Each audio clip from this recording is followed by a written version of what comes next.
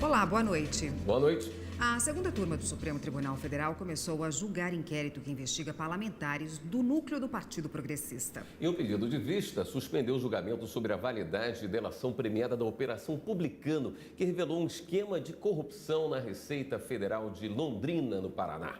Repórter Carla Lucena acompanhou e tem os detalhes pra gente. Oi, Carla, boa noite. Oi, William, boa noite para você, boa noite a todos que nos acompanham. Olha só, então tivemos aí na segunda turma o começo do julgamento de dois casos aí muito importantes revelando crimes de corrupção por meio de duas operações.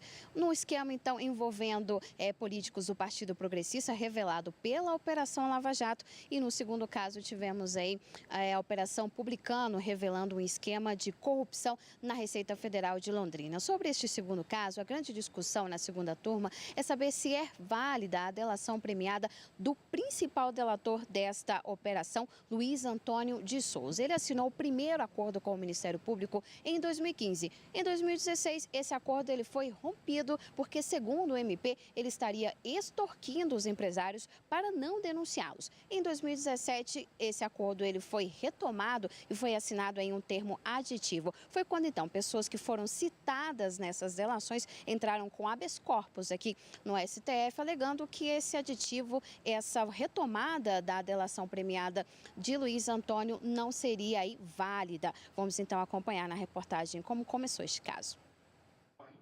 O ministro Gilmar Mendes destacou que houve ilegalidade no termo aditivo que retomou o acordo de delação com o principal delator da Operação Publicano, Luiz Antônio de Souza, e a irmã dele, Rosângela de Souza. Este instituto hoje se tornou um instituto em que se faz um festival de abusos.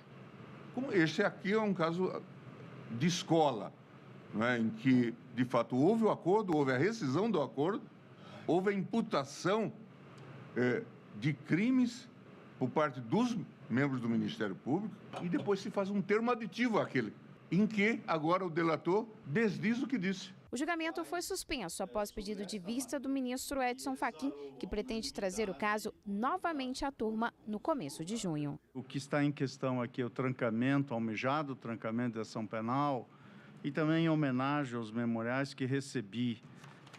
Eu estou, por assim dizer, motivado a fazer a reflexão que o eminente ministro relator traz, nada obstante, como já disse, tem oposição diversa sobre a matéria, e estou, portanto, por essa razão, senhor presidente, pedindo vista de ambas as impetrações.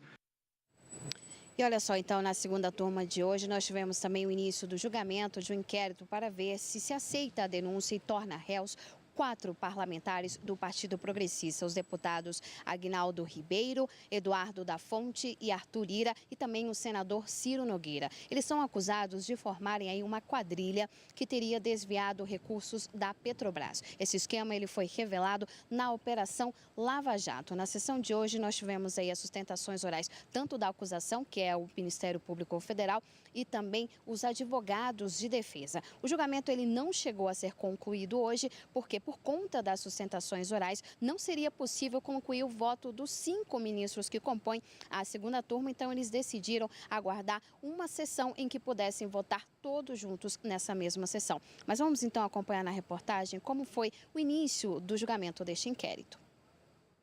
Segundo a Procuradoria-Geral da República, a organização criminosa formada por políticos do Partido Progressista começou a atuar em 2004. A denúncia descreve de forma clara, objetiva e individualizada a atuação de cada um dos denunciados que, desde 2004, utilizando-se dos mandatos parlamentares e na qualidade de membros do Partido Progressista, integraram pessoalmente o núcleo político de uma grande organização criminosa estruturada para arrecadar, em proveito próprio e alheio, vantagens indevidas por meio da utilização de diversos órgãos e entidades da administração pública direta e indireta, designadamente a Petróleo Brasileiro, SA, Petrobras, o Ministério das Cidades e o Instituto Resseguros do Brasil. Na turma, os advogados defenderam que não há organização criminosa formada por políticos do PP. O grupo que efetivamente responsável pela nomeação de Paulo Roberto Costa na diretoria de abastecimento da Petrobras,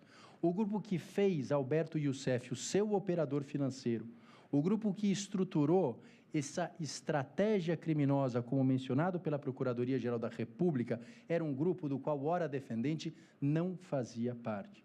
Todos os fatos são praticados anteriormente, inclusive à lei de organização criminosa. Nem temporalmente é possível tipificar esses fatos como uma organização criminosa. Não existe ilícito associativo, formação de quadrilha, bando, para a prática de crime único. Não se pode imputar um crime tão grave como de formação de quadrilha, ou, nesse caso, de organização criminosa, à cúpula de um partido, pelo simples fato de querer criar um enredo para desestabilizar os partidos políticos. Essa criminalização da política não interessa a ninguém.